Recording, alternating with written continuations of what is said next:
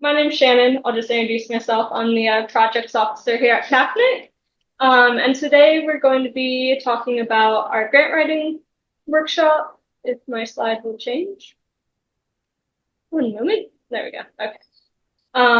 So today we'll be learning together as a group. I've built this presentation to be quite interactive just because I feel like me talking for like an hour and a half about grant writing is pretty dry and boring. So I want you to be able to really interact with each other, get feedback on any project ideas. Hey Chelsea, how's it going? Good. Come on in, have a seat. And so I really want you to all be able to interact with each other and learn. I'm not an expert, but I'm mainly just sharing the journey that we take as CAFNEC staff and my own experience with writing grants. So if you have your own experiences or your own tips and tricks throughout the night, like feel free to raise your hand if you're on the online or type something in the chat and Nick will be monitoring that. If you're here in person, feel free to raise your hand and say, hey, this is the experience that I've had, because I'm fine with interruptions and such. I'll just begin by acknowledging that here at the office, we're on the lands of the Gamoy, Walabari, Dingy, and Narragansett peoples, and I'd like to pay my respects to their elders past and present, and just recognize the wonderful wealth of knowledge that these First Nations peoples have, and also to recognize that sovereignty is never ceded. I've had the pleasure of working across the project space with many of our First Nations partners, and it's always been such a pleasure and just such a delight to be able to have that shared knowledge and understanding. And I feel like I usually end up learning a lot more than I try to share what I can, but I feel like I come away feeling like I've learned the most. So I'm very much appreciated of it, and I extend that respect to the lands that everyone else is joining on today, as well as anyone in the call today who's of Aboriginal or Torres Strait Islander descent. Just a little bit of housekeeping. So for those who are in the office, toilets are just down the stairs. I believe they're unlocked, so if cool, sweet, thanks. So that's where toilets are. The emergency assembly point is just out in the car park. There's a big green sign. So if we need to evacuate, that's where we're at. For those that are online, Monique is monitoring the chat function and will interrupt me to be like, hey, someone sent something in the chat because I can't see it on my end. We are recording the session today, so again, if you have any questions, just directly message Monique. And if you have anything that you want to add, just do the raise hand function. Any questions before we move on? Cool, any questions online? Can I please have a piece of paper? Yes, yeah. Feel free to grab some paper, grab some pens. Yeah. For those who've just tuned in online who didn't hear it earlier as well, if you can have like something that you can either type on or a pen and paper, we will be doing a lot of activities throughout the presentation. So having something in front of you is handy. Cool. So this is just a bit of the agenda today. We'll go around and we'll do a little bit of a round robin to introduce ourselves. That way we know who's who. Then I'll dive into more of the presentation and interactive activities, and then we'll do a coming back together at the end with a wrap up and a learning as well. But before we do introductions, so something that I like to do when we're coming together with multiple people in a space is establish ground rules. This is just to make sure that as we're interacting with each other, we're doing so in a way that's respectful. I've written down some already. One of my favorites is do what your body needs to do. So if you need to stand up, stretch, if you need to turn off your video for a second if you're online, toilet break, if you need to doodle, whatever you need to do, all good. I'm not going to be offended. If you do need to take a phone call, make sure you mute yourselves. If you're online or if you're in person, go outside. And then the main thing is because we will be doing a lot of feedback during the session today, I would like people to be honest because it doesn't help if you're like, oh, that project title is not that great. It doesn't help the person if you keep that information to yourself, but also be kind and be like, hey, your project title's crap. Be like, how can we improve that project title? Have you suggested naming the project this way? So be honest, but also be kind. Is there anything else that people would like to add to the ground rules before I continue on with the presentation? Anyone online? No? Cool. If at any time something pops up, just let me know and we can always go back and add it in. So now we'll go into the intro and round robins. So we might start with the room first, just to make sure that everyone can hear everyone in the room. The main thing, I put up 3 questions. So just who are you? What's your level of grant writing experience and what do you hope to get out of today? I know I've asked people to come with a project idea. Don't share it yet because that's part of an activity later. So keep it as a secret and just say who you are and answer those 3 questions. So we might start with Chelsea, if you want to go first. My name is Chelsea. My level of grant writing experience is nearly none. What do I hope to get out of this training? No idea. That's okay. Thanks for joining us. Tim, we'll go for you. My name's Timothy. I'm with Chelsea on this one. I've never written for a grant in my life. And what do I hope to get out of it? I suppose because this is the very first thing I've done with this organisation is just to start to understand how it works and where it's going. Thank you. Yeah, Matt. And I'm Matthew. I have no grant writing experience, and I hope to learn how to write a grant. Solid. Yeah. Cool. Perfect. That is a lifelong endeavor. Yeah. Cool. And I might hand it over to Monique to organize who speaks when on the Zoom, since you can keep it a little bit easier. Sure. And for folks in the room, I'm Monique. I'm the community organizer at CAFNEC, and I'm just operating as the tech support for tonight. Maybe we'll go Kinga to introduce yourself. Sure. Hey, I'm Kinga. I have no grant writing experience. And yeah, I hope to get out of this training to just see the world behind the grants, because I join a lot of projects that get funded by grants. I volunteer for a lot of projects, and I would like to see the work that goes in behind all those projects. So I'm excited to be here and to learn. Mandy. Here, sorry. Matt wanted to say hi. Hey, Kinga, it's Matt from the nursery. Oh, nice. Do you want to move the laptop a little bit more so we can see your face? All Oh, okay. Here we go. Ah, yeah, nice. That'll do. Cool. Awesome. Got Can you see lean the in. 3 people in the room now, Monique? Tim's still not there. Nah. Mandy, do you want to introduce yourself? Yeah, we ready? Hi everyone, I'm Mandy. Okay. Yeah, Sorry. I've certainly had a hand in a couple of grant writings previously and written grant acquittals and a couple other things, but a lot of that experience was over 10 years ago now. So I want to know what's happening in grant writing currently, because I could be very out of the loop and I probably don't even know that. So that's what I'd like to know, how things are put together these days. Nice, thanks, Mandy. Clive. Good evening, all. Well, I've sat beside Shannon there a couple of times doing these grants and not experienced the actual grant writing myself. So this is what I want to learn tonight and try and gather some information on grant writing to do it one day by myself. This is why I'm here tonight, and hope everyone enjoys this session tonight with Shannon and Monique. Thank you. Thanks, Clive. Jessica. Sweet. Hi. Hi. Hi, Clive. Hi. Hi. My name's Jessica, and I'm in a couple of community groups, and probably for about 10 years I've wanted to learn about grant writing, just because I know there's a lot of funding out there that we could be using, and it always comes down to nobody knows how to do it. So I'd really like to stay as long as I can today, but I do have all my family probably needing me, so I'll like to stay as long as I can, and then I'll probably catch up with the recording. And I know Clive from Mulgrave Land Care. Awesome. Oh, Hey, Mulgrave Land Care. Yeah. represent. Nice. Ocean, introduce yourself. Yeah. Hi everyone, I'm Ocean.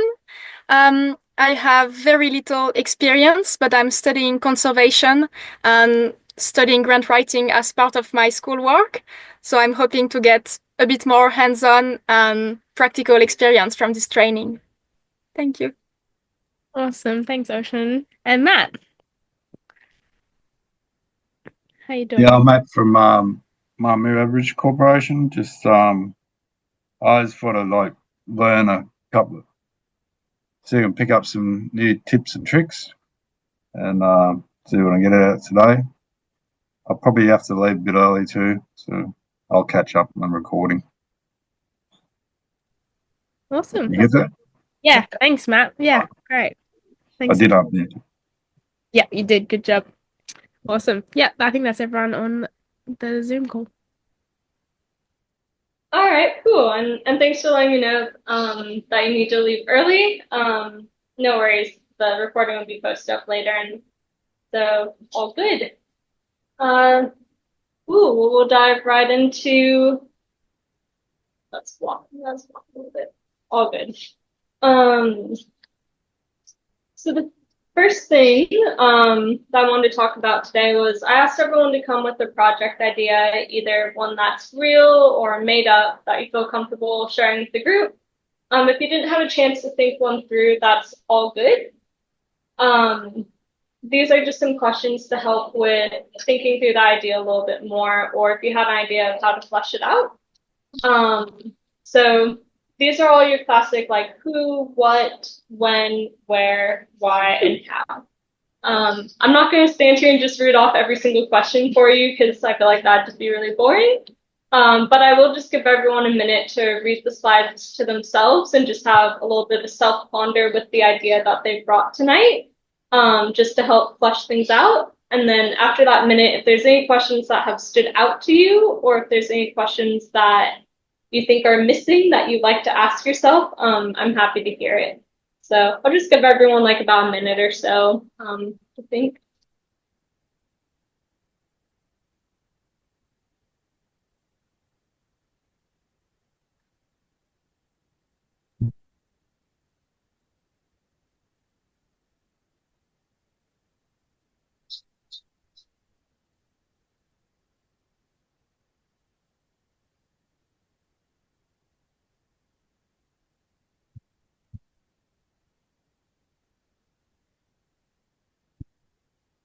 Yeah, so we're just doing a little bit of a self-reflection, Chelsea, on these questions, just to prepare for going into the rest of the workshop.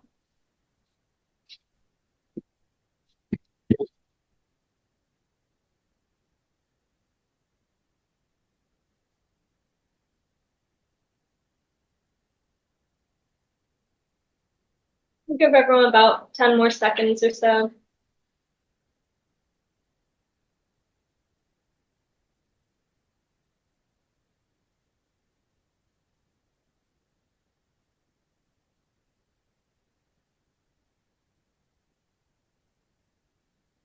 All right, so I'll pause you there in your pondering, but this is actually a really important first step that I take whenever I'm doing a grant writing process as I think about these questions, and it's also really important for helping you sort through what grant opportunities there are.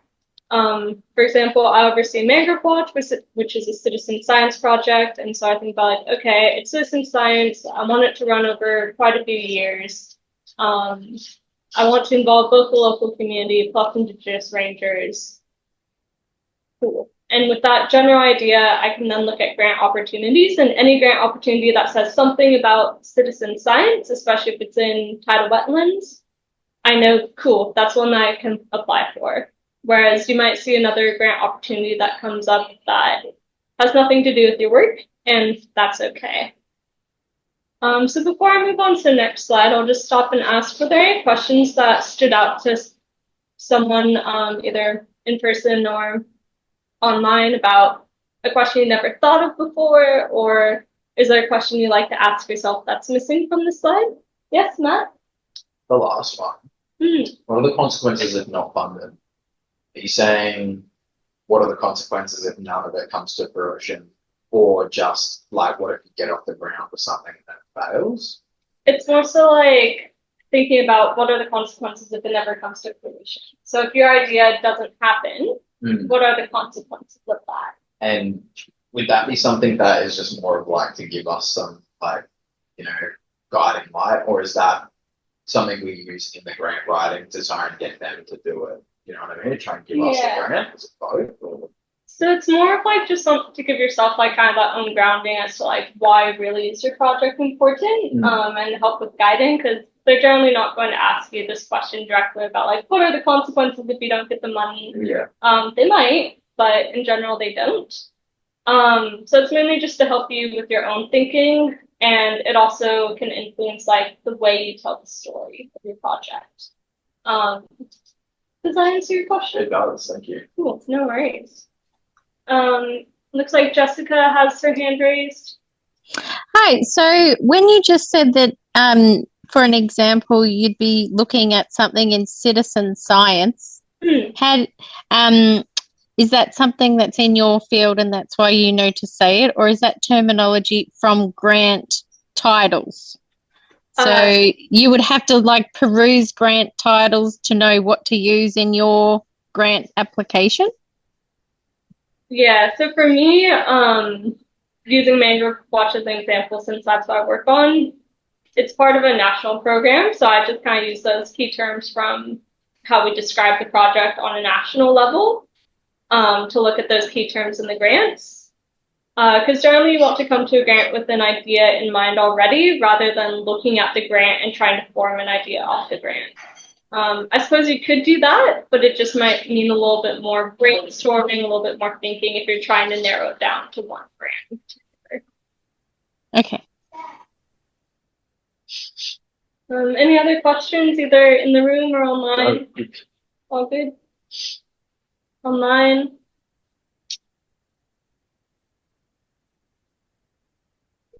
No worries. Oh no. Can you still hear me okay? Yeah. Yes. You're on. Okay. Yeah, it just said, I think my iPhone might connected to it, so I was like, oh no, hopefully that didn't cut off the sound. Cool. So the first question that I feel like everyone asked, okay, is it connecting to your iPhone? Oh. No, I don't. Okay, all good. I don't always find can hear me. Cool. So I feel like the first question that I get asked, and the first question I asked myself when I started in this role is, where do I find grants? Because I feel like people are like, yeah, just apply for grants, and you don't always know where to look for them. So one of the ways is you can sign up for a paid subscription. There's kind of, I guess, Grant Hubs. Well, Grant Hub's the name of one, but there's like a database for like Grant Hub, Grant Guru, which are paid subscriptions.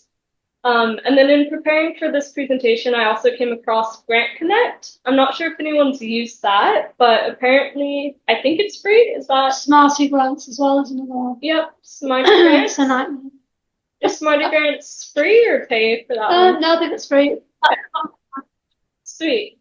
Cool. So there are some free ones out there like Smarty Grants, Grant Connect, that just basically you can type in those key terms, you can type in your project location, and just filter based on what all grants are available at the moment. You can filter it down into what you're specifically looking for. Keeping an eye out on social media.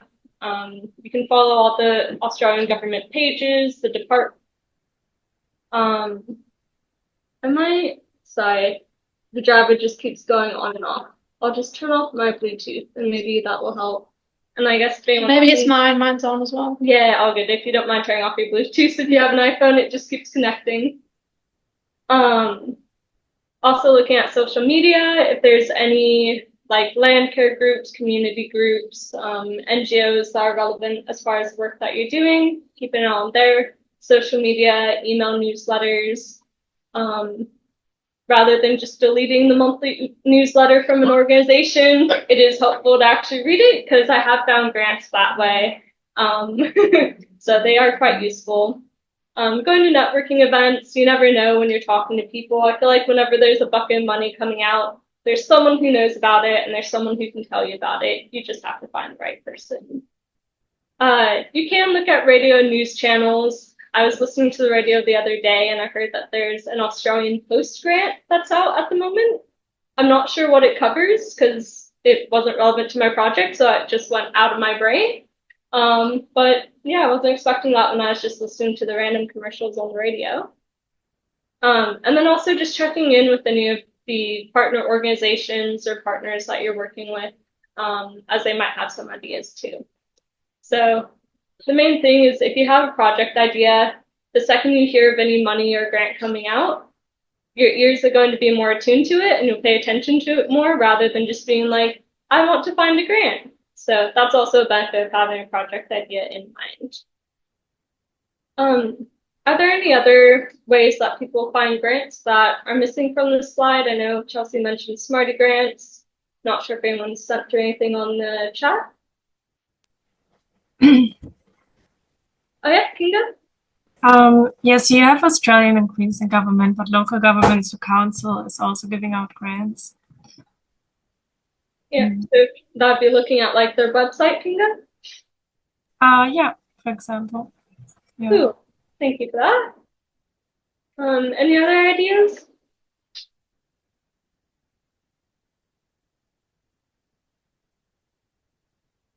Oh, good.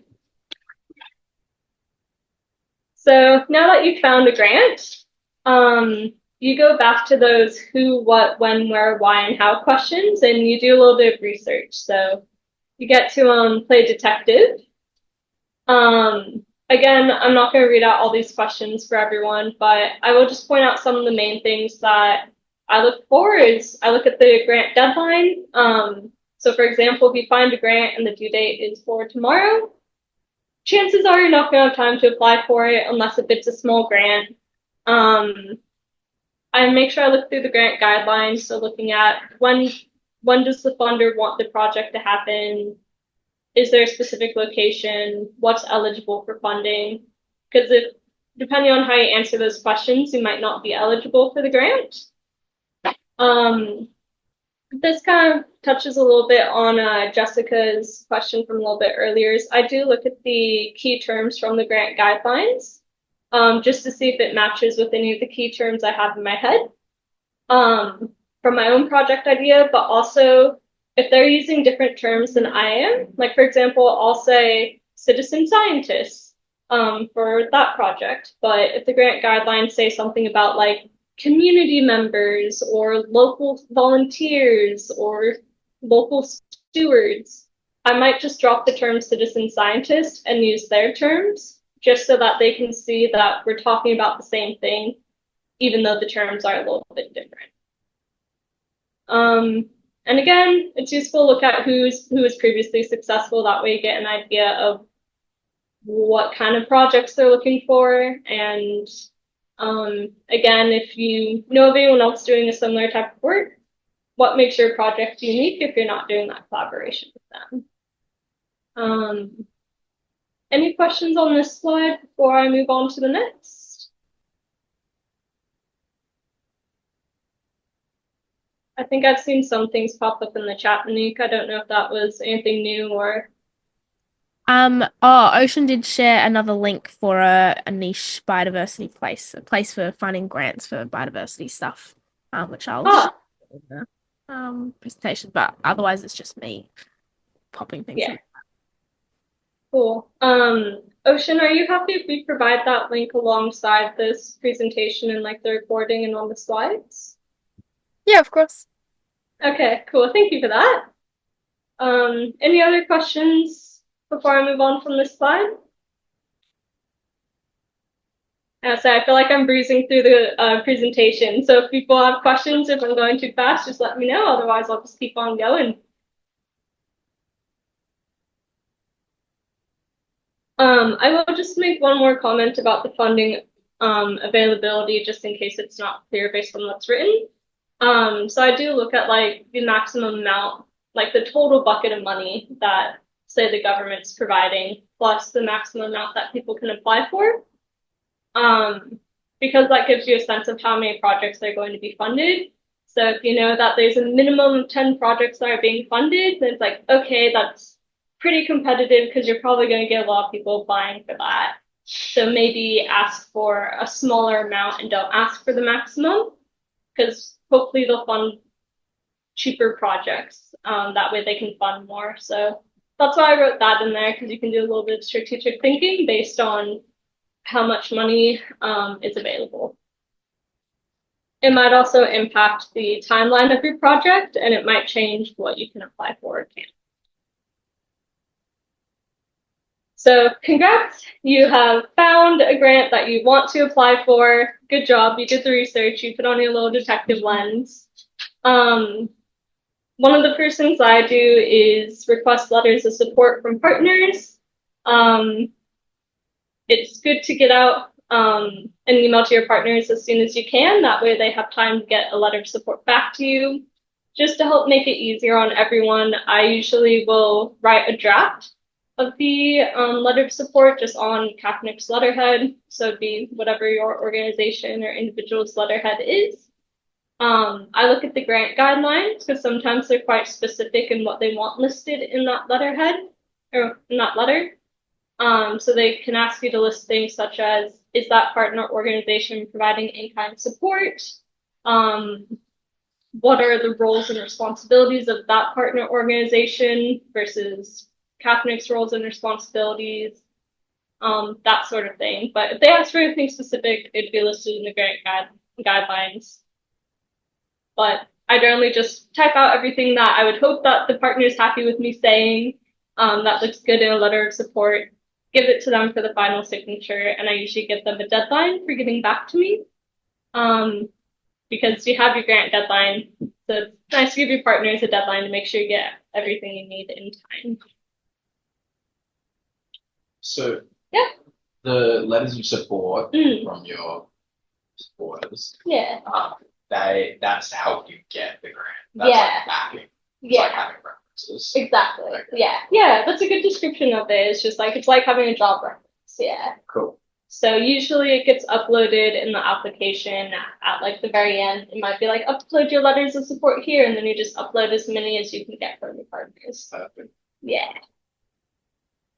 So it's like, for example, with Mangrove Watch, we partner with Earthwatch Australia as far as like the delivery. And so every time we're applying for a grant under CAFNEC's banner, I'll still ask Earthwatch Australia for a letter of support to be like, hey, just wanting to formally put in writing that they're our project partner. They'll be helping with the delivery and doing the data analysis. But likewise, if someone isn't as involved in the project, but thinks that's a great idea, if there's an organization that like supports you in principle, you can ask them for a letter of support. It might just affect the wording that you put in there. Any other questions or comments?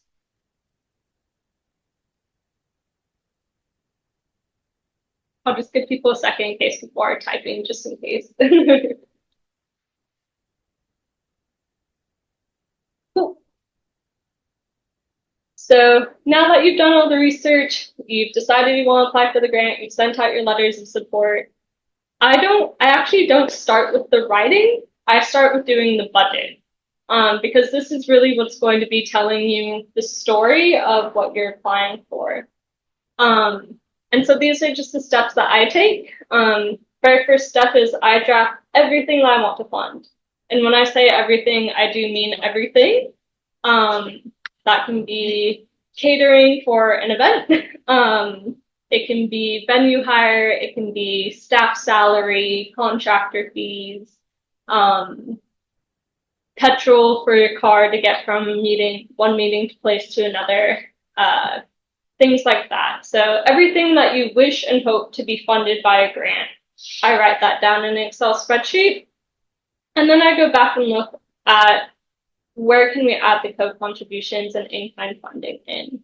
So funders really like to see co-contributions. So that could be, for example, if I'm asking for a grant from the Australian government, I would say like, hey, I'm requesting this much from the government, but CAFNEC is going to put forward this much in co-contributions.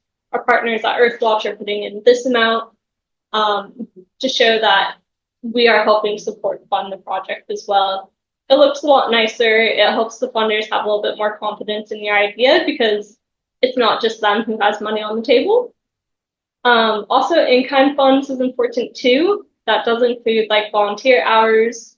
So for me, I work with a lot of volunteers. So whenever I'm applying for a grant application, I look at roughly how many volunteer hours is this project going to take.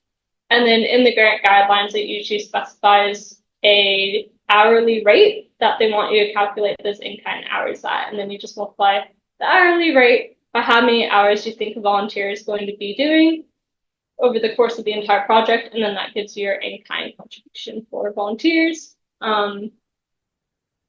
Your partners can also have like maybe vessel hire or transport is in kind, that sort of thing. In kind can mean a lot of things. Also with my budget, I actually don't apply for the full amount of the grant that's being offered. Again, you're wanting to be competitive. And if you're not applying for the full amount, it shows that you've really thought through your project costs. Because it's easy to say, oh, this grant's 100K. Well, I'm just going to apply for 100K. I'll use the money for something. But if you break it down and say, hey, I only want 80K, this is why, then they're able to see, okay, they're able to do a lot with not as much money. And again, if they don't have a lot of money that they're giving out to begin with, and if they want to focus on funding more projects, the fact that you applied for less is to your advantage. And again, just double checking what's eligible and what's not for grant guidelines. If, for example, like staff salary, if you can't apply for that in the grant guidelines, then you'd have to put all that as a co-contribution to be funded either by your own organization, or if you have another grant that you've applied for and accepted, or a grant that you hope to get in the future, you can put, well, if you've gotten it, you can put that grant listed as co-contribution from the specific grant that you've received, or you can list as your organization's co-contribution and try to find a grant later on to fulfill that. Any questions as far as what goes into a budget? I do have a slide on the next thing over that. Well, here, excuse me, Chelsea. I'm just gonna adjust this for you guys in the room. I'm not going to see that as showing the atmosphere. Okay.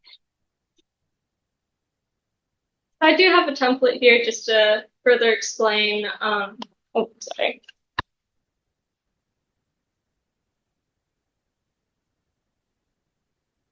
Okay. Sorry, just jumping between computers to make sure it shows up okay for the room as well. Sweet. So this table is also just kind of explaining everything that I said on the other slide. So you have your expense item. I leave it as a pretty broad category. It makes it a lot easier for reporting purposes if you leave it quite broad. So I'll do staff salaries plus on costs. So that's super, annual leave payments, contractor fees, operating costs. I leave operating costs as a very general thing. And then you'll see in the detailed description, I've broken it down into this is how much we pay for travel. This is how much for venue hire. These are all dummy numbers, by the way. So don't rely on the actual numbers of any of these. For our organization, we will take 10% of the project funds to put toward admin. And that's just to cover our admin person's time spent processing the grant, doing invoices, reporting, that sort of thing. Also specific to our organization, we do a reconciliation objective, which is 5%. And that's related specifically to our strategic plan of promoting reconciliation. And so money for that goes toward developing our First Nations engagement protocol. It can go towards ranger time, that sort of thing. And then I'll list out our in-kind contributions as well. So the 10% and the 5% are more so just what we use at CAFNEC. Those are generally things that I have to check with the grant guidelines to make sure it's okay that we request funding for that, as sometimes you're not able to request 10%. So sometimes the admin fee is a little bit less. sometimes the reconciliation objective, they don't get it. And so sometimes we just say, okay, we'll cover the co-contribution of that. So I guess between those two slides, that's all I had to say about budget. Is there any questions as far as what goes into a budget, how to make those decisions? I really understand this in kind with the volunteer hours. No worries. My understanding, you're saying, so it's the volunteer hours are called in kind hours, Yeah. right? Yeah. So why are you putting that into the grant? How they're asked is that when they request it, or just always? I would always put it in because it's like, if you think about it's value. So if I've worked 100 hours, the value of 100 hours is, maybe however much money. And what they'll then do is they'll say, well, that person's worked 100 hours, so that's $5,000. Yeah. So we'll say that person that's worth $5,000. Yeah. Some grants will say that you have to have a certain amount of money's worth of in kind, right. or that's the amount that you can have. Okay. Yeah, so it's like if you think about in terms, thank you, Chelsea. It's basically just using you as like the leverage for the. Yeah, because if you think about it in terms of like, okay, if we didn't have volunteers and I had like 5 people who are going out on a survey with me and I need 5 people to go out and do that survey. Well, if they're all staff members, then that would be staff salary. Yeah. But because there are 5 volunteers that are going out with me, they're not being paid, but their time is still worth something. Yeah. And so it's just a way of showing in the budget and in the grant of like, this is in kind because the volunteers are doing this spending their time of their own free will and without being paid. Otherwise, we would have to be covering this cost ourselves. Yeah. As well, it's not just about being paid. It's also about it can be like social responsibility, a bit like the Range Project. It can also be value. So one is value, one is social responsibility, one is them learning. So citizen science or students, volunteer students who have to do so many hours. Yeah. So it ticks various boxes, and in most cases, the in-kind element is being written off anyway. So it's just written off as a tax thing. Yeah, and so like if I were to be filling out this table, like I would put under co-contribution, like whatever value that is for in-kind hours. So it would be like a numerical amount. I just hadn't typed that in. Yeah. But it can also be, in-kind can also be like equipment as well. So for example, again, I'm using Mangrove Watch as an example because that's what I work on. For example, like we need a boat in order to go out and do the survey. And I know Tim has some experience. And so let's say Tim lends his boat and his time as a skipper for us to go out and do a survey. That would be considered an in-kind contribution. Yeah. And so when calculating that, I would look at, okay, if I were to hire a boat from a company and like pay a skipper, how much would that cost? Let's say it's like $1,000 because Tim's kindly doing it of his own free will and as an in-kind contribution, I can say, great, we have $1,000 as an in-kind contribution to cover vessel hire. Cool. So, did I answer your question? Yeah, all right. Cool. And no pressure there, Tim. I was just using the vessel hire as an example.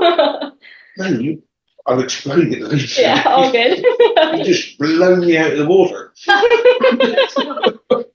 How about anyone online? Do you have any questions about the budget or anything, any tips or tricks that you like to add to the conversation?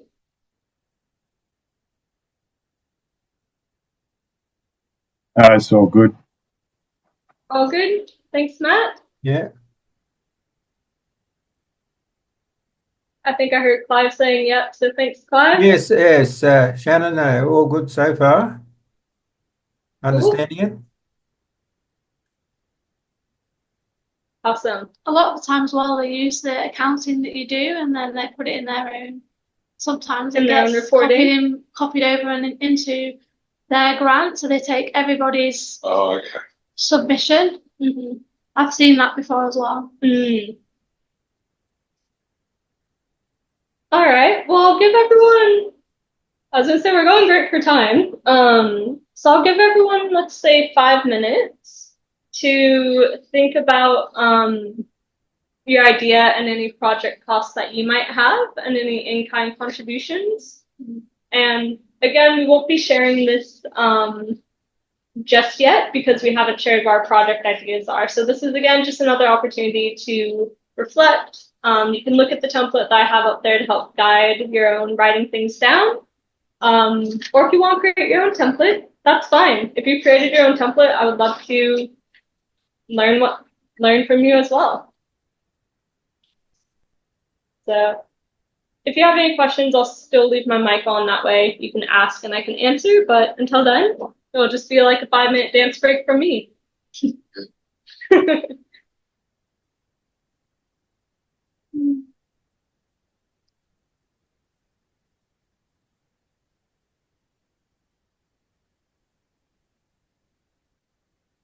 Oops, sorry, that was the spoon dropping. I will mute myself so I don't drop the spoon right next to the speaker.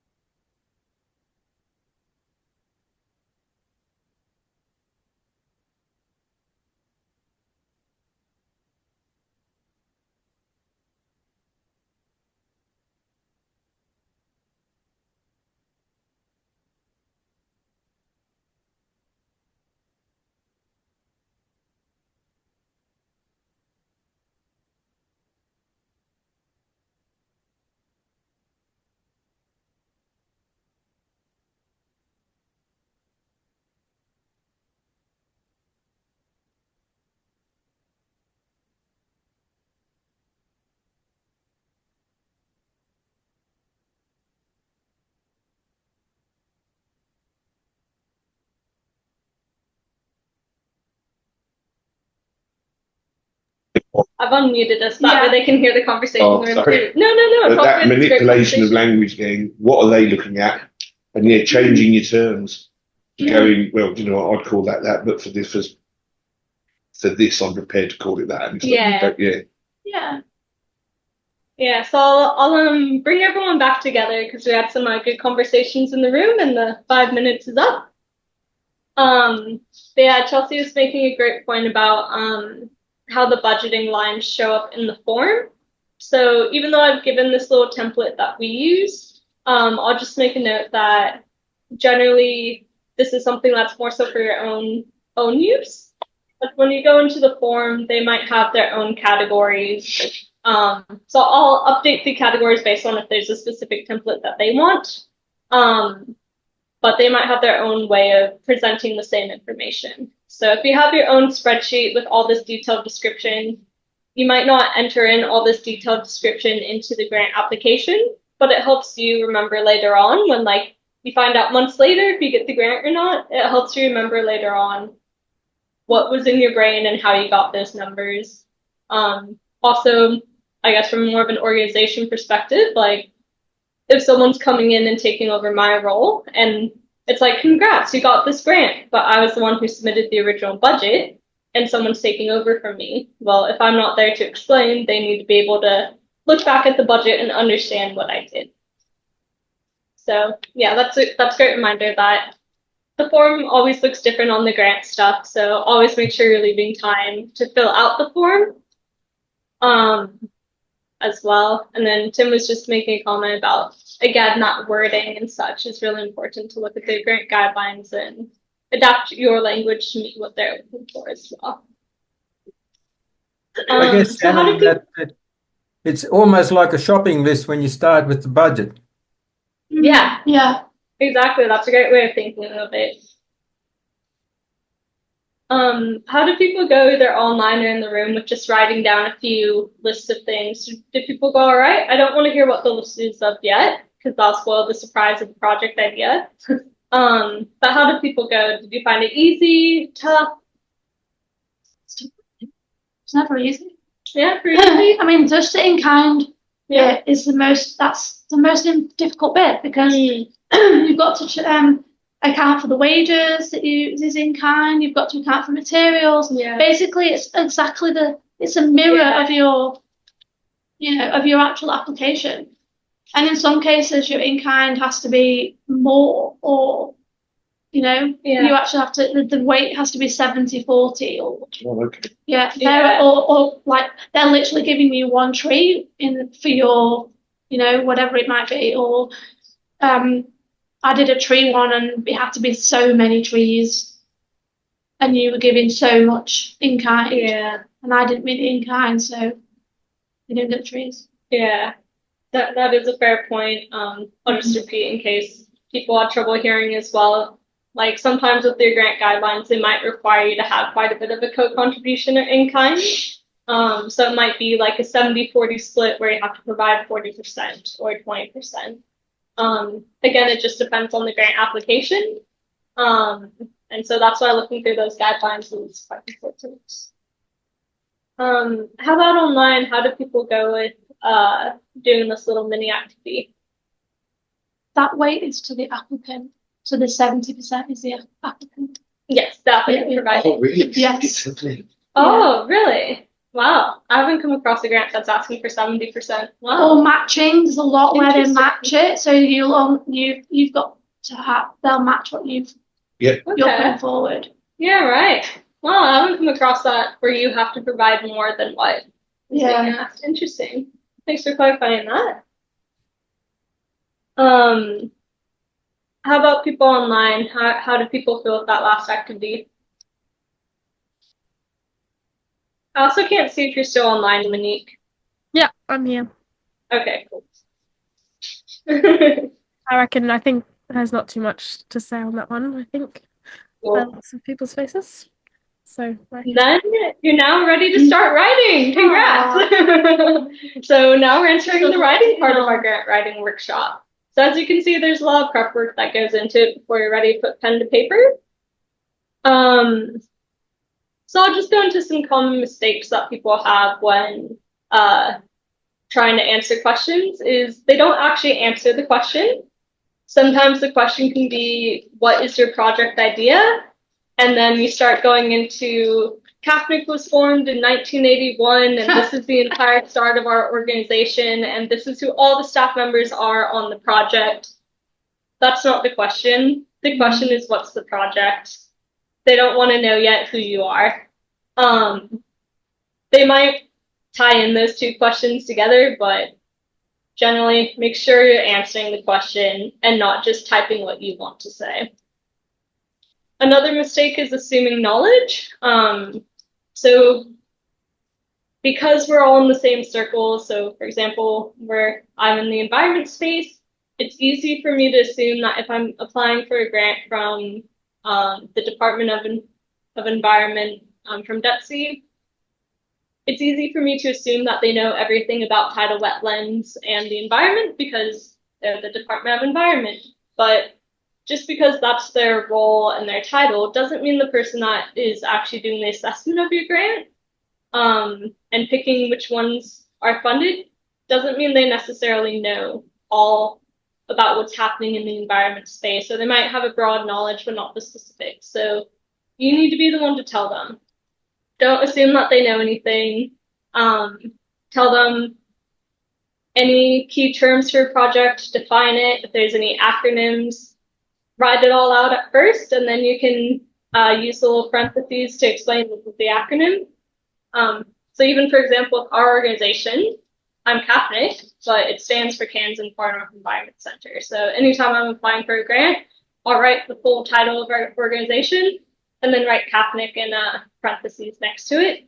So then they know what CAFNEC is as I'm writing that shortened acronym throughout the application. Another thing is maybe you're just not being realistic. So again, that's why those who, what, when, where, why, how questions are so important. Is because it really helps you go from what is my brain wanting to do, what are my big ambitions, and it's great to have big ambitions, but then actually what's realistic and what can you achieve. Also having too much jargon.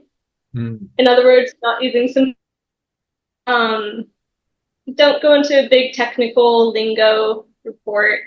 If you think about computer science, I don't know if anyone here knows about computer science. You would want to read something about computer science that's quite simple and to the point in order to understand it. If some expert's using a bunch of terms and just speaking as if they were speaking to another computer science expert, you might not understand that. So keep it simple when you're writing. And another mistake that I also made when I first started writing grant applications is writing long paragraphs. It's okay to use and numbers. You don't have to have everything be in a paragraph, and it will save you on the word count because there's usually a limit to how much you can type. And that goes into some more tips and tricks. Be direct. You don't need to fluff around and add all these frilly words.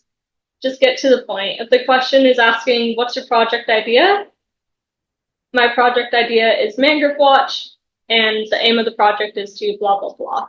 I'm not going to fluff around too much with the history of Mangrove Watch and things like that. The word count is a maximum. It's not a requirement. So if the word count ends up being 500 words and that's the maximum that you can write, it's okay if you write 250. You don't have to write 500 just to meet the word limit. And they might actually appreciate you for writing less because it's less that they have to read. Because remember, these guys are going through so many grant applications, so it needs to be quick and easy to use. Again, I've mentioned multiple times already is use the same wording that they use in your in the grant guidelines. The more that you can tie your project language to the language they're using, the easier it'll be for them to quickly look at your project and just go tick, tick, tick, tick, tick. Another tip is to look at who's funding the grant. So if it's coming from the government, generally it's based on a need that the government has to fulfill, some sort of either reporting requirement or it fits into some bigger framework. For example, being in more of the tidal wetland space, a lot of our work aligns with like the Reef 2050 plan. There's also water quality plans. And so if you're applying for a government grant, there's usually some plan that your project needs to align with. And so part of you writing on that type of grant is showing them, this is how we, with our project, help you tick that box. If it's a non-government or more of like a philanthropic grant, they're pretty flexible. If it's like a family that's just looking to give out money, you can contact the family. There's usually an email you can send to them to be like, hey, this is my project idea. Is this the thing that you're looking for? Because they're more loosey-goosey. So that requires just a little bit of like more contacting the admin person. And there usually is a grant admin person to where if you have any questions about guidelines, how to fill out the form, any issues, you can talk to them. So that's the main things as far as tips, tricks, common mistakes. Are there any questions or anything that people would like to add before we move along to the next activity?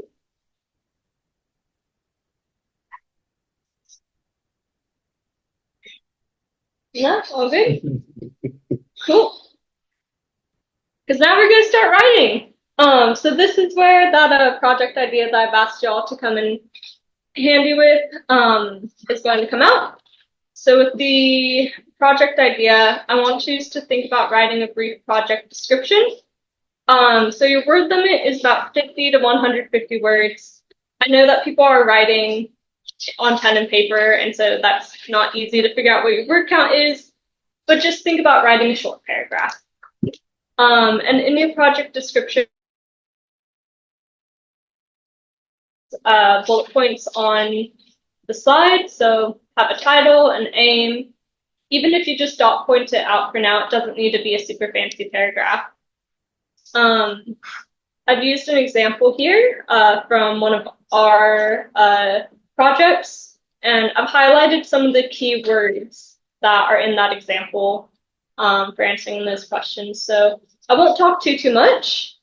I'll give you, I'm just being mindful of time. I'll give you a couple minutes to just either write down a short paragraph or some dot points, and then we'll go and share. So you can have a read of this example, and then I have a mangrove watch example on the next slide to show how I talk about a continuing project, whereas this project example is more of a concrete start and stop project.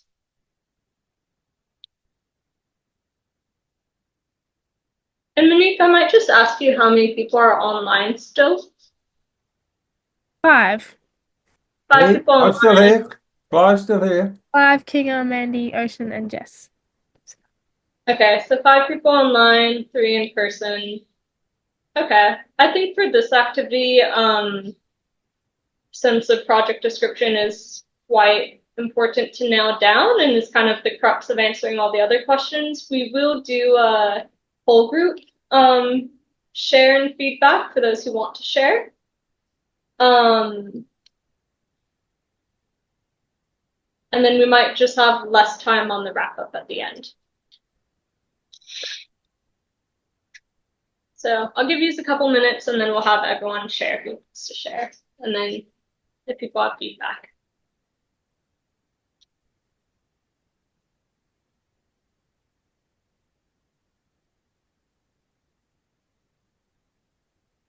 I'll switch the slide to the next example as well of Mangrove Watch. What was the last one? Sorry for after. Oh, sorry. Important. Yeah. Why is it important and who are your partners?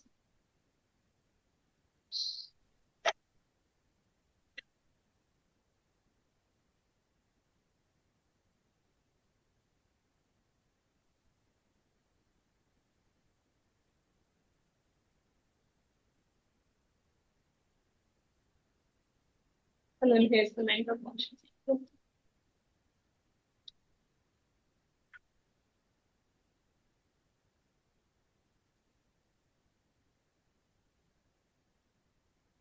I might just give everyone 3 more minutes because I know that it's a tricky activity.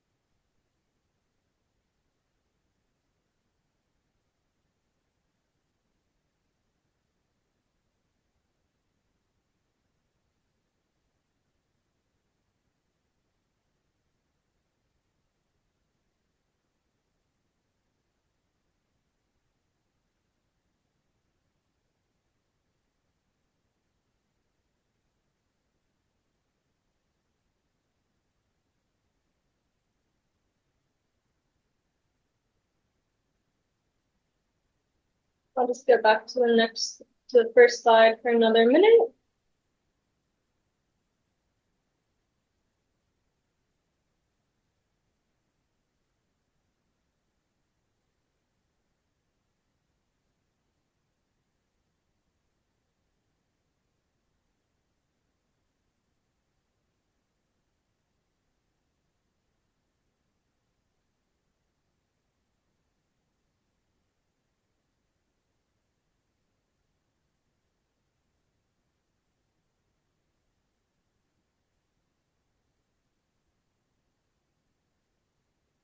About 30 more seconds and I'll bring us back together. Again, if you just have dot points for now, that's fine. I know doing a short paragraph is tricky.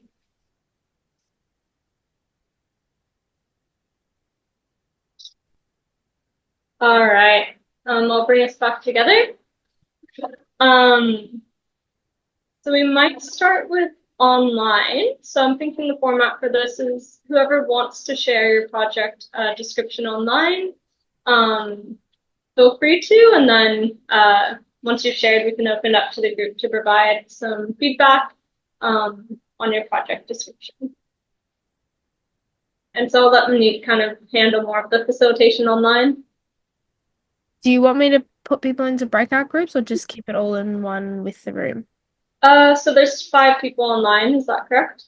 Yeah. I'll keep her as one room for now, just for the project description, and then for the other ones we'll do breakout groups. Great. That way people can hear what the general project ideas are. Cool. Does anyone want to volunteer to share? Yes.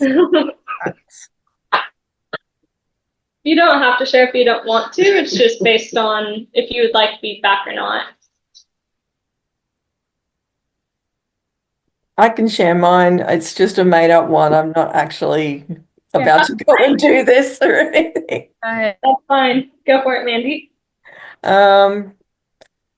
I decided that I could do a project to make some mangrove information signs, which would provide information to members of the public, visitors, and other people who live here to get a bit more of an idea about mangroves on the northern end of the Esplanade, where there aren't really any signs. A lot of the bird life signs are down the city end. So the locations, Cairns, Gimoy, Northern Esplanade End. Timeline, 6 months to get everything organised and put those signs out there. The outcome would be to produce 5 signs that are weatherproof and suitable to be read by a whole range of people, overseas visitors that may not be familiar with a lot of English terms. So make it fairly basic with some pictures and so on to explain the importance of mangroves and what they actually mean to local people, how important they are. So I thought the partners could be Mangrove Watch, the local traditional owner groups, perhaps Indigenous ranger groups might like to participate, maybe CAFNEC or Earthwatch. That's what I put. So now I'll just open it up to the group. What stood out to you based on Mandy's short little description there? I thought she really concentrated on the current need for Mangrove Watch. Really, obviously understood that Mangrove Watch is, looking to expand their reach in the community and how that can be achieved through science. Any other thoughts on Mandy? Yeah, that was the one that jumped out at me, I think most people who know the area as well, or anyone who had any idea taken by that very well, that's it. It makes absolute sense. Yeah, I liked that. It was very specific, but also just identified the need that there aren't any signs there about mangroves, and while there are signs there about bird life, they're a little bit older and need to be updated as well. And also highlighting that there's a lot of tourists that come from overseas, and so it's identifying that there's a need. Calling for the mudskippers. Yeah.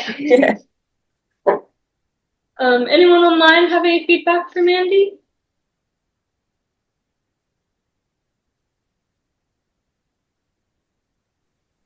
No. Oh, good. Online. Time we might share one or two more project ideas and then move on to the next activity.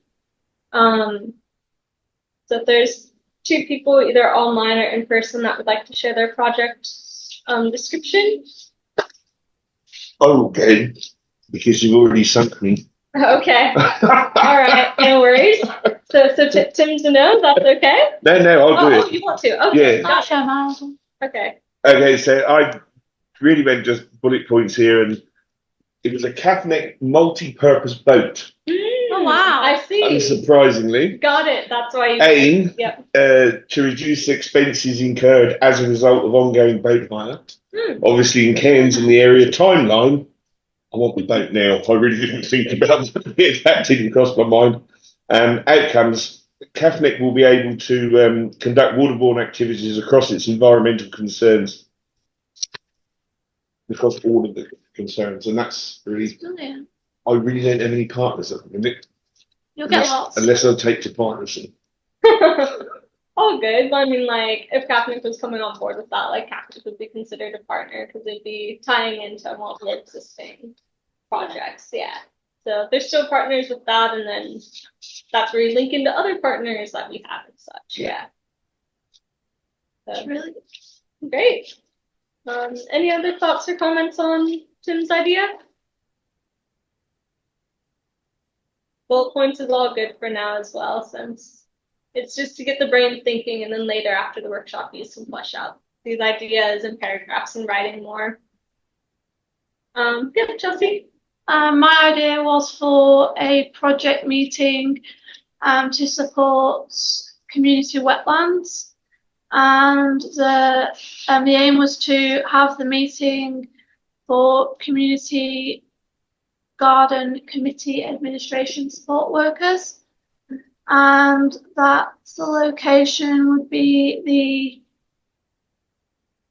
community centre at the community botanical gardens, and that the timing will be once a month, and that the outreach outcomes and outreach would be that the group were able to share administration as a working group to achieve the various different objectives, and that the importance was for the community committee to develop projects for wetland areas and simplified administration processes for a broad range of community groups working with the same objectives.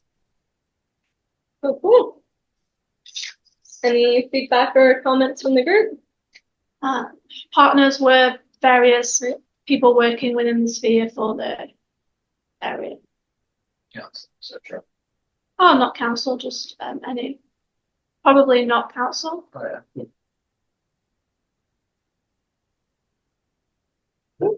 Any comments online or anything unique?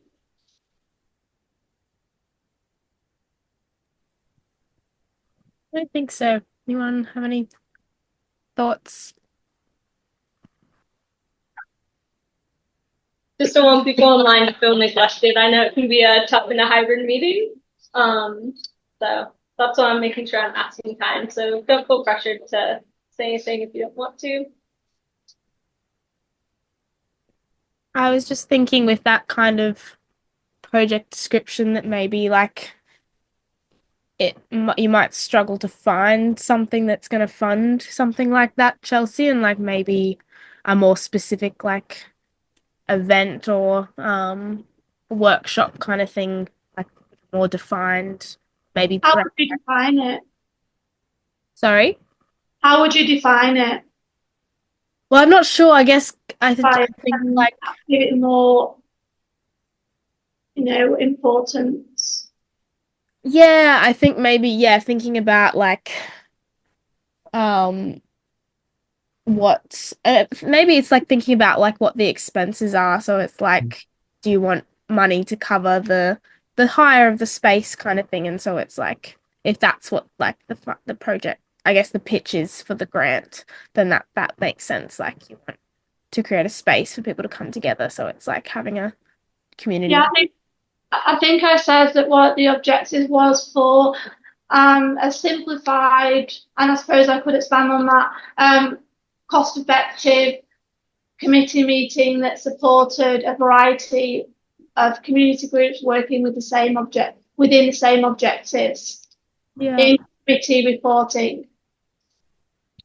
Nice. I think if that is an issue, then it really comes down to having the time to wordsmith it, doesn't it? Yeah. That was, you've had 5 minutes in there, and then obviously you do that, you sit back, don't you, and then take your time to condense it. And it's a lot of wordsmithing. Like I've had grants where I've had to give a brief project description in 20 words. Yeah. And it's like I have my 50-word description written out from previous grants, and then I'm like, I have to cut out 30 more words. How am I going to do that? Yeah. And so you learn as you go to be more and more concise.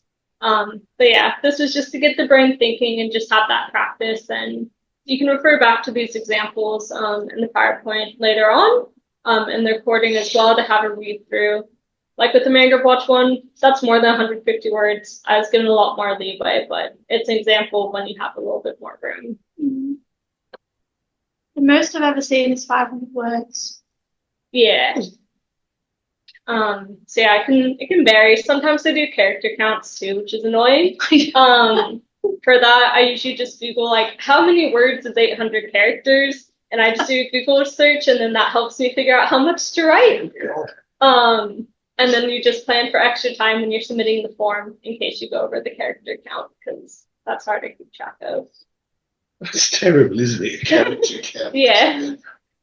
So moving on to the next thing that they'll generally ask you is about project goals and outcomes. And another question I tend to get about grants is what's the difference between a goal and an outcome? Because it sounds like they'd be the same thing. So I've written down some questions that helps my brain think about it. So the goal is, what do you want to achieve?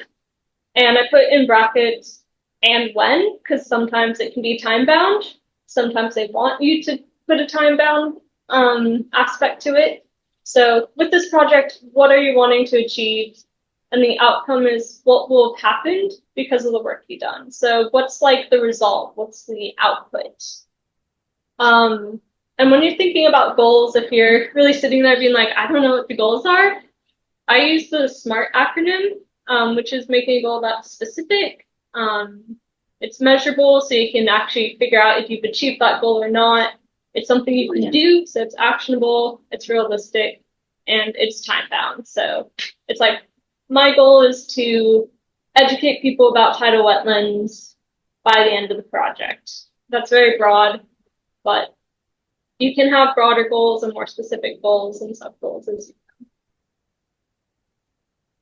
So we might go into breakout groups for these activities, Monique. So what we're going to be doing is we're going to be writing project goals and outcomes.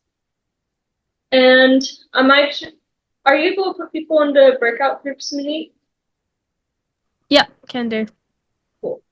So I have 2 slides for this activity, one for goals, one for outcomes. They're just examples that'll let you Do you want to share the link to the slides just because once people in breakout groups, they won't be able to see the slides? True. Okay. Well, actually, I can find the link if you want. Yeah, that'd be easier. Thanks, Mel.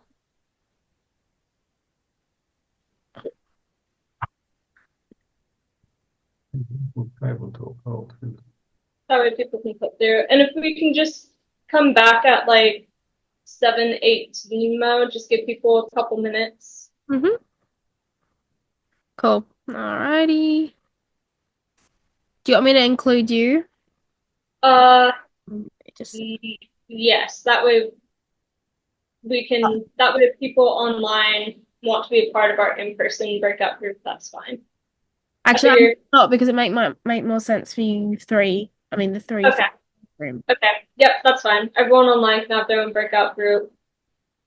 In which case, if I just, oh no, because we have a speaker. Yeah, if you put yourself in a breakout group with everyone online, you can have a group discussion about project goals and outcomes, and then we'll come back after like 3 minutes or so. As far as in the room discussion, and just chatting about the difference between goals and outcomes. Chelsea had an example of like, if you think about like doing a guiding trip, it's your goals are where you're at the start. You have like your stop points along the way, which are your milestones. So that's how do you know you're being successful along the way. And then the end point is your outcome. So I know it can be tricky thinking about goals and outcomes. I know it can seem repetitive, but think about, again, it's like if you've achieved your goal, how do you know you've achieved it? What's the end result? That's also different from milestones. So milestones is more so the middle bit. So if you have your goal and you have your outcome, how do you know you're on the right track in between? And so this is an example from our Table Talks project. You can see it's quite specific with like the number of volunteers that have been recruited, the number of table talks that have occurred, and there's even dates next to them as well. To really take you through the timeline of, we know we've been successful because we've done this many events. For Mangrove Watch, it's like, I know we've been successful because we've completed monitoring in however many sites. So it's just a way of like keeping yourself accountable to actually achieving your outcome and achieving your goal. The very last question that is usually asked in grant applications is kind of talking about the past versus what's happening now and what's going to happen in the future. So there's usually a question where they're like, what's the rationale for the project? That answers the why is this project important question that is in that initial idea stage that you'd be self-reflecting on. Was this project done in another location in the world? Has it been done before in the past? If you have all that information, it's helpful. Referring more so to the here and now. Why are you the right organization to do it, or the right person to do it? What's your actual capability and capacity? Because I mean, if you're applying for a grant of $300,000, then it's like, well, if they give you that money, how can they trust that you're capable of managing that much if you've never managed a grant before? So you need to show that you're capable of handling the grant requirements and the money responsibly by explaining your history or organization's history. And then there's usually a question about what's the lasting impact, what's the legacy.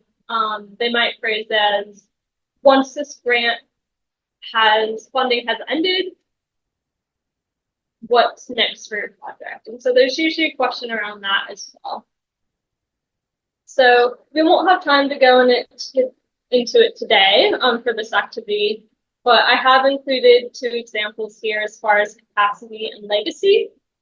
So the first example is quite general. This is just talking about like CAFNEC's capacity to be able to handle the project, to handle the grants. We talk about how we have a strong network of people in the area. We talk about how we're a peak regional body.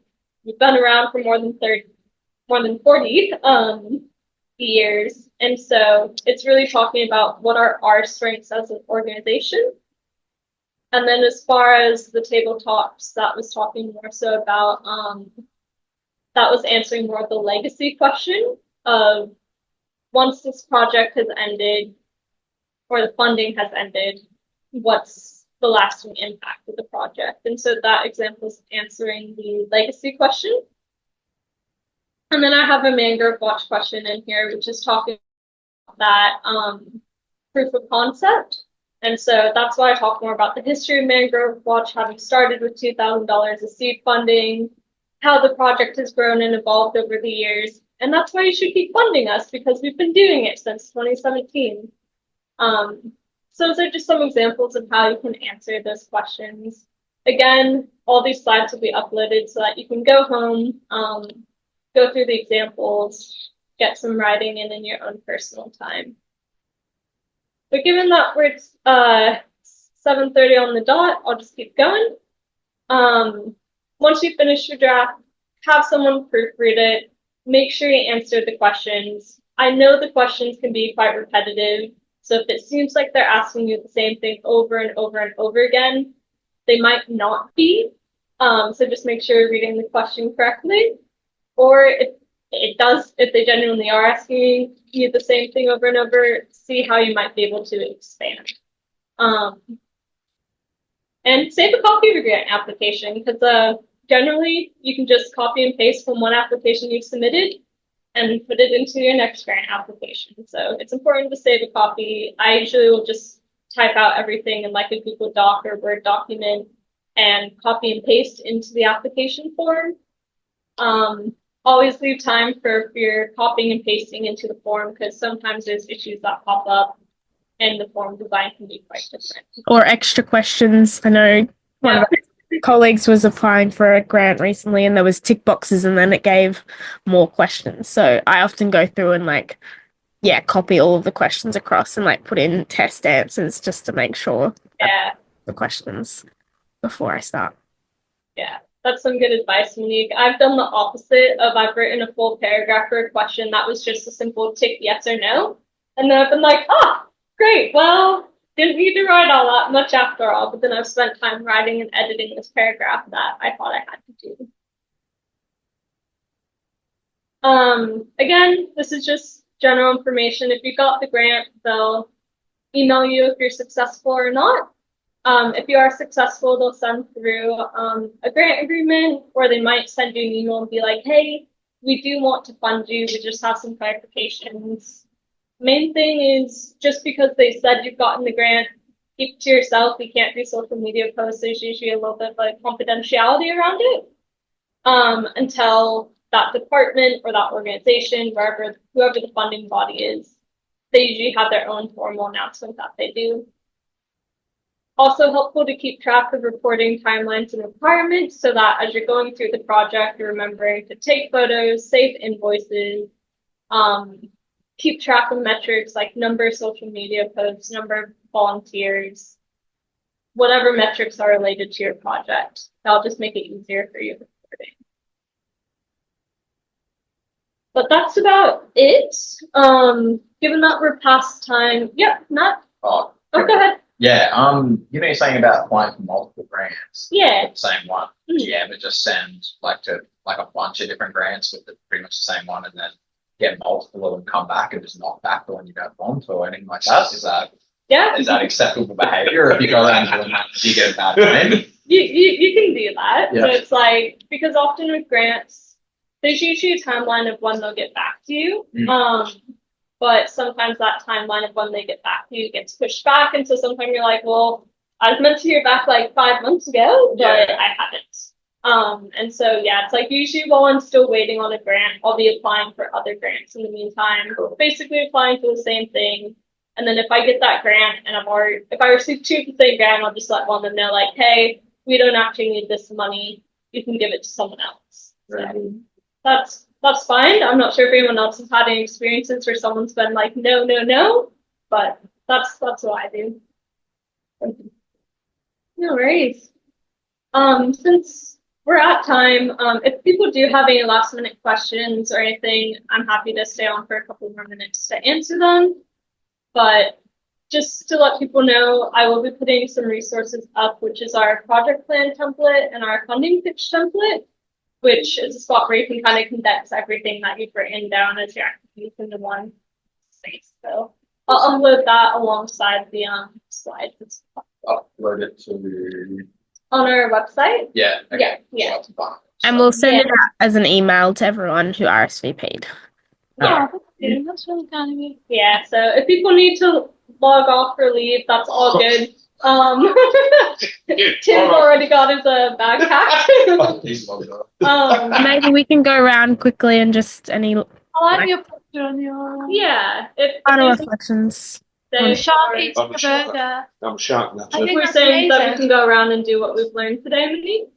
Yeah, I think so. Quickly. Yeah, do a quick sharp. What's one takeaway that you have? So, Joel's burger. All right, we'll just go online first, if that's okay? Yeah, that's online. Shark burger. All right, folks in the room, if you could just pipe down for a second. Thank you. Thanks. No worries. Thanks, Jess. Clive, how did you find that session? And were you hoping to have another session, Clive? You're just on mute still, Clive. Oh, can you? You're just on mute, Clive. We can't hear you. Sorry, yeah. I found it very interesting this evening, talking to everyone and listening into other people's experience and wanting to learn more. That's very good. And Matty, good evening to you, bro. Yeah.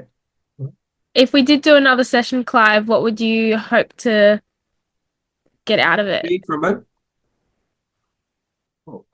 We can have a bit more time in selecting a program or something like that, and have it more set out so we can start talking about it right away. Yeah, awesome. Cool. Mandy.